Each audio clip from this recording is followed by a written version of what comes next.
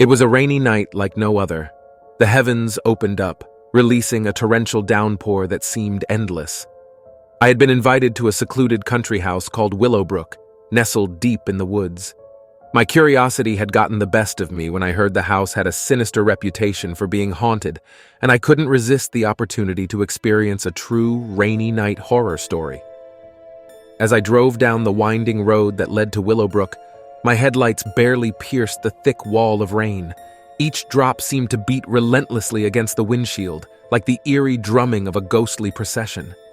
Lightning flashed across the sky, illuminating the dense forest, casting eerie shadows that danced in my peripheral vision. The atmosphere was unsettling, to say the least. Upon arriving at Willowbrook, I was greeted by its imposing facade. The house was a decrepit Victorian mansion, its time-worn wood and crumbling stone giving it an air of malevolence. The flickering lanterns on either side of the entrance barely illuminated the path to the front door. I stepped out of my car and made my way to the entrance, the rain soaking me to the bone in an instant. The door creaked open as if anticipating my arrival. A shiver ran down my spine as I stepped into the dimly lit foyer, my footsteps echoing ominously through the empty house. My host, Mr. Langley, appeared from the shadows, his gaunt face illuminated by the flickering candlelight. He welcomed me with a cold, eerie smile that sent shivers down my spine. "I hope you enjoy your stay at Willowbrook," he said, his voice carrying a hint of something unspoken. The interior of the house was as unsettling as the exterior.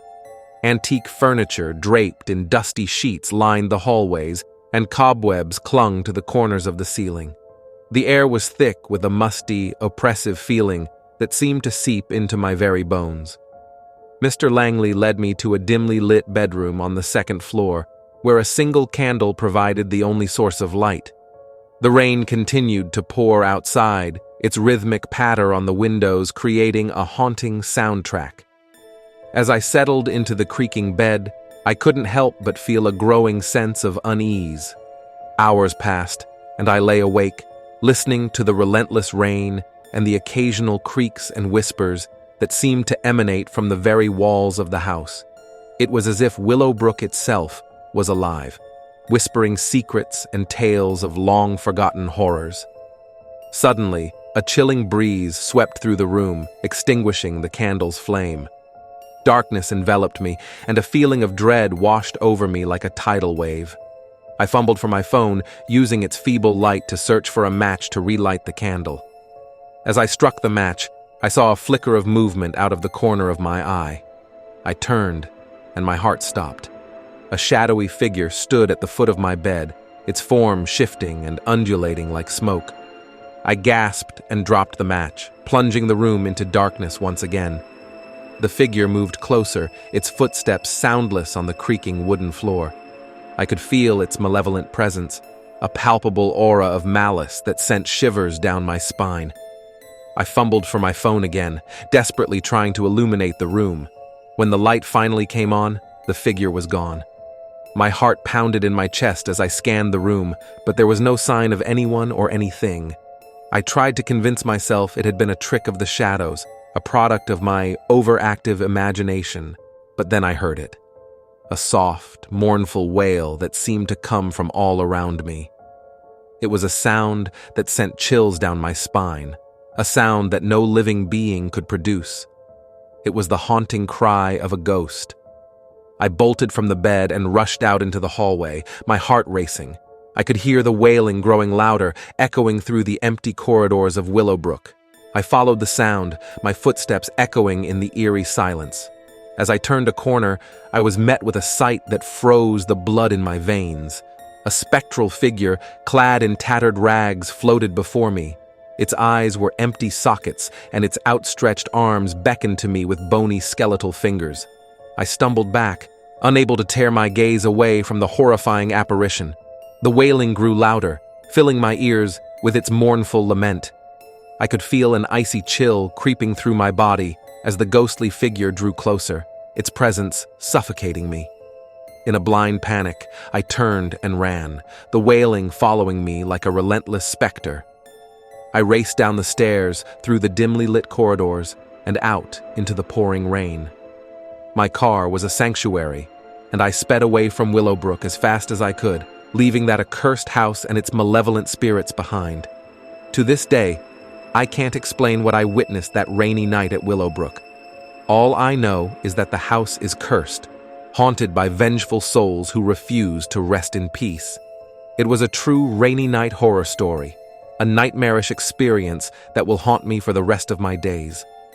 Willowbrook House is a place I will never forget, and I pray that no one else ever ventures into its dark and twisted depths.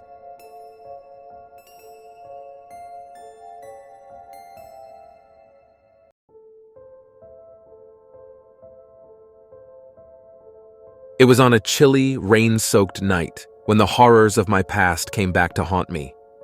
The memory still gnaws at the edges of my sanity, leaving me sleepless and afraid, even years later. I was just a boy of 12 when it all happened, and I can't help but feel a shiver crawl down my spine every time I recall that fateful night. The rain had been pouring relentlessly, a rhythmic dance of water drops on the roof that should have lulled me to sleep. But instead, it had me tossing and turning, restlessly haunted by the memories of what transpired in that small, rundown cabin in the woods. My parents, bless their souls, had decided that a weekend in the wilderness would be the perfect family bonding experience. We had stumbled upon an old cabin deep in the forest, a rustic little place with creaking wooden floors and an eerie, abandoned atmosphere.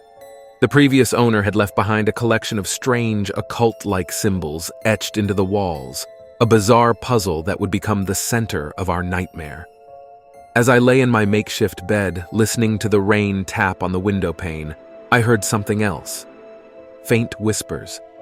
At first, I dismissed them as the wind playing tricks on my ears, but as I strained to listen, I realized they were coming from inside the cabin.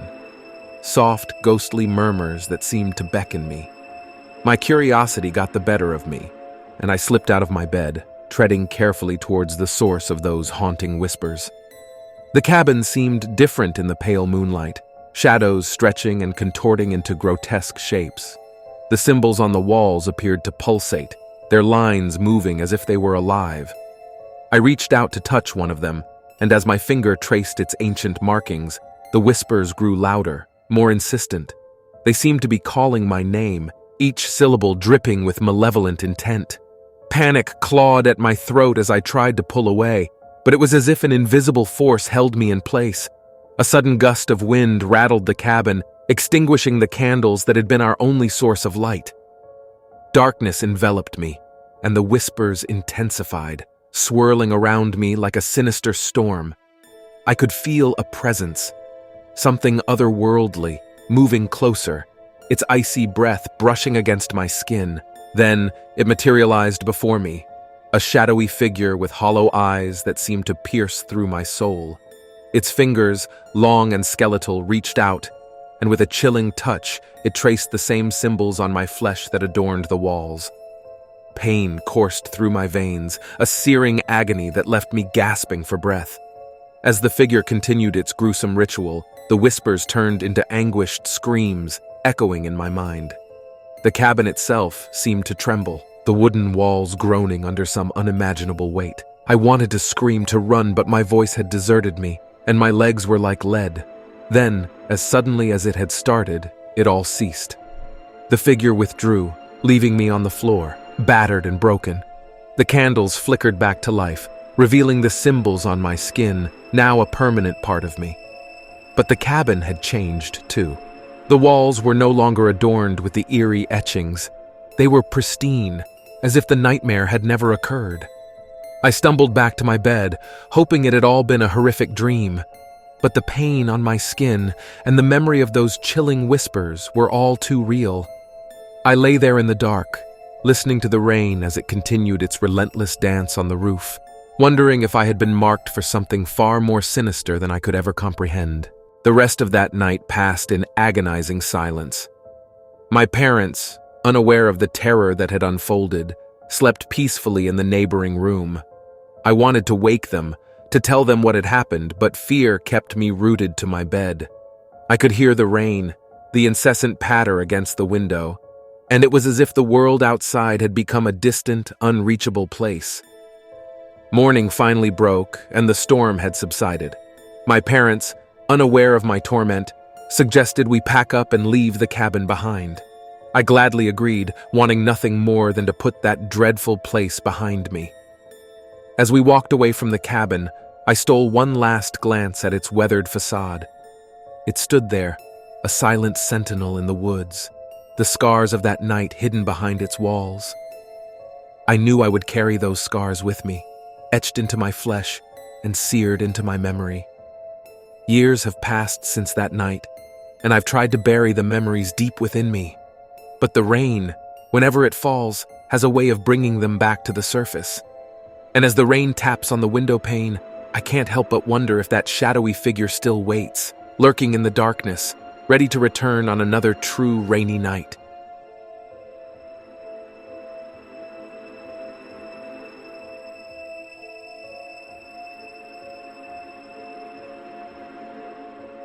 It was a true story that has haunted me since that fateful rainy night. I was just a boy of 12, living in a quiet suburban neighborhood. My parents had gone out for the evening, leaving me home alone. Rain poured from the heavens, drumming relentlessly against the window panes. Lightning intermittently lit up the darkened room, casting eerie shadows on the walls. I had always been fascinated by the supernatural, devouring books about ghosts and hauntings. That night, with the storm raging outside, I decided to venture into the attic. I had heard strange noises up there before, but I had always dismissed them as mere creaks and groans of an old house. But tonight, my curiosity got the better of me. I climbed the creaky wooden stairs to the attic, my flashlight in hand. The beam of light revealed dusty old boxes and forgotten relics from the past. I started rummaging through them, uncovering faded photographs, moth-eaten clothes, and antique toys. Nothing seemed out of the ordinary until I stumbled upon an old, leather-bound journal. It was covered in dust and looked as if it hadn't been touched in centuries. I opened the journal, revealing the handwritten entries of its previous owner, a man named Samuel. His words described strange occurrences in the house, beginning with a rainy night much like the one I was experiencing. He wrote of hearing voices in the darkness, whispers that seemed to come from nowhere. He mentioned strange figures moving in the corners of his vision, and an overwhelming feeling of dread that enveloped him. As I read on, I felt a chill crawl up my spine. Samuel's entries grew increasingly desperate, his handwriting shaky. He wrote of shadows that seemed to come to life, reaching out for him with cold, ghostly hands. He described a malevolent presence that tormented him day and night, its presence growing stronger with each passing rainstorm. My heart pounded in my chest as I read Samuel's words.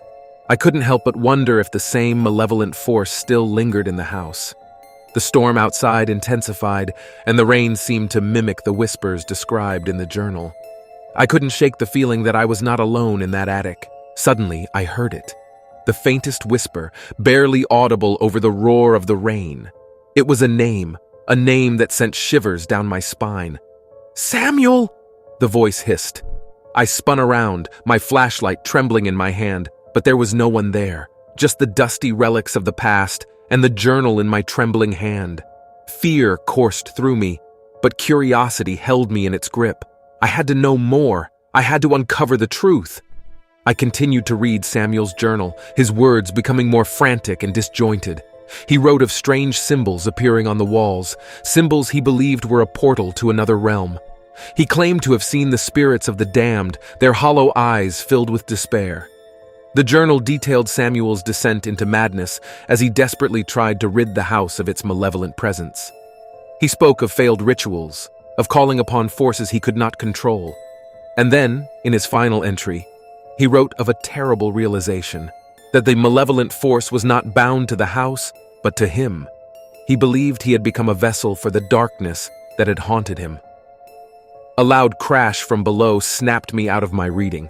The sound echoed through the house, followed by the unmistakable creak of footsteps on the stairs. Panic surged through me as I realized I was not alone in the attic. I hastily closed the journal, my heart pounding in my chest, and turned off my flashlight. In the darkness, I hid among the old boxes, trying to control my labored breathing. The footsteps grew louder, closer. I could hear the floorboards creaking with each step, and the air grew colder. Then, a voice, a sinister, guttural whisper that seemed to come from all directions. "Samuel," it hissed, just as it had in the journal. "You cannot escape." Tears welled up in my eyes as terror consumed me. I knew then that whatever had tormented Samuel all those years ago was now here, in the attic, with me. The voice drew closer, and I felt a cold, clammy hand brush against my shoulder. I couldn't take it anymore. I bolted from my hiding place, my flashlight flickering to life, and raced down the attic stairs. The rain outside had turned into a torrential downpour, and I could barely see through the window as I stumbled down the steps. The voice pursued me, echoing through the house as I fled. I burst out the front door, gasping for breath, rain-soaked and terrified. I never looked back. My parents found me on the front lawn, shivering and drenched to the bone. I never told them about the journal or the voice that had pursued me. To this day, that rainy night haunts me. I can still hear the whisper in my darkest dreams, still feel the cold, ghostly hand on my shoulder. I often wonder if Samuel's fate became mine, if I too became a vessel for the malevolent force that lurked in the shadows of that old house. One thing is certain, I will never venture into that attic again, and I will never forget the true horror that unfolded on that rainy night, a horror that still lingers in the recesses of my mind, waiting for the next storm to awaken it once more.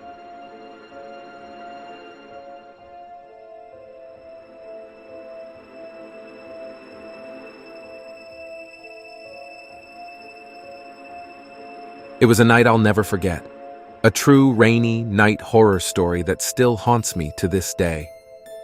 This chilling tale began on a cold, wet evening in the small, secluded town of Willowbrook. I was just a boy of 13 at the time, living with my parents in a quaint old house on the outskirts of town. The rain had been falling relentlessly for days, turning the streets into rivers and the world outside into a sea of mist. My parents had gone out for the evening, leaving me alone with my dog, Buddy, for company.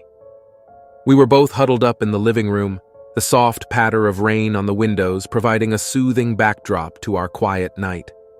As the clock struck midnight, I heard a sound that made my heart skip a beat, a faint tapping at the front door. Buddy's ears perked up, and he growled low in his throat. I crept towards the door, my curiosity battling my fear. Who could be out there on a night like this? I cautiously turned the doorknob and pulled the door open, revealing a figure standing on the porch. It was a man, drenched to the bone, his clothes clinging to his shivering frame. He looked up at me with pleading eyes, his face half hidden beneath a hood. "Please, you have to help me," he said, his voice trembling with fear. "I've been wandering in this storm for hours. I don't know where I am." I hesitated for a moment, my instincts warning me not to let a stranger in, but compassion got the better of me. I stepped aside, allowing the man to enter. He thanked me profusely and introduced himself as Daniel. We sat in the living room, the rain still drumming relentlessly on the windows. Daniel explained that he had been driving through the area when his car had broken down. Lost in the storm, he had walked for what felt like an eternity until he stumbled upon our house. My unease began to dissipate as we talked. Daniel seemed genuinely grateful for the shelter, and Buddy had warmed up to him, his tail wagging. We offered him some warm tea and a change of dry clothes, and soon he felt like a welcomed guest. As the night wore on, the storm outside grew more intense. Thunder rumbled in the distance, and lightning briefly illuminated the darkened room. I couldn't help but feel a sense of foreboding, like the weather was a reflection of the eerie atmosphere inside our home. Daniel regaled us with stories of his travels, his voice lulling me into a sense of security. But as the hours passed, I noticed something odd. His stories seemed to be filled with unsettling details, a little too gruesome for casual conversation. He spoke of abandoned towns and strange disappearances, always with a hint of sadistic glee in his eyes. My unease returned, and I excused myself to the bathroom, leaving Buddy to keep an eye on Daniel. In the dimly lit hallway, I pulled out my phone and tried to call my parents. No answer. Panic gripped me, and I realized I had no way of knowing when they would return. When I returned to the living room, I found Daniel standing by the window, staring out into the storm. His back was hunched, his shoulders shaking with silent laughter. Buddy was nowhere to be seen. "Where's Buddy?" I asked, my voice quivering. Daniel turned to me, his eyes gleaming with a malevolent light. "Oh, your little doggy is taking a nap. He won't be bothering us anymore." Dread washed over me as I realized something was terribly wrong. I needed to get out of the house, to run and find help. But before I could make a move, Daniel lunged at me, a wicked grin on his face. I managed to evade his grasp and bolted towards the front door. The rain outside had turned into a torrential downpour, but I didn't care. I flung open the door and ran into the storm, my heart pounding in my chest. Behind me, I heard Daniel's maniacal laughter, and I dared not look back. I ran through the darkened streets, my soaked clothes clinging to me like a second skin. The rain blinded me, but I kept running, guided only by the distant glow of streetlights.